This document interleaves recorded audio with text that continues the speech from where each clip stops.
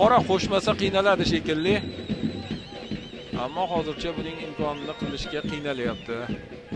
Brunoni saqlash juda ham qiyin hozirgi futbolda. Xo'sh, mana o'tish bo'ldi. O'yindan tashqari holat yo'q. Oldinga borish kerak. Jarima va gol! 2-0. Birinchi golda assist vazifasini o'tagan Vladimir Rodich. Ikkinchi golni Qizilqum darvozasiga yo'lda olish kerak edi. Vladimir Rodich. Mana qarang.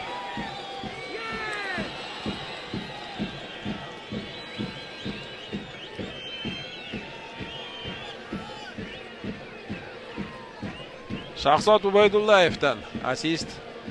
Shahzod zo'r kirib bordi jarima maydoni ichida va Rodichga to'pni yetkazib beryapti.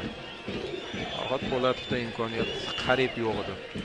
Masofa yaqin, 100% holat. Buxoro komfort hisobga chiqyapti.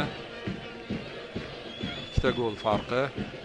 Hujumni Qizilqum qildi. Qizilqum o'z o'yin uslubini taqdim etyapti. Mana shu yerda Akmal Rustamov o'yindan keyin omad yetishmadi desa yarashadi. Rostdan ham endi bilmadim o'yin qanday natija bilan tugaydi. Magarki degan joyda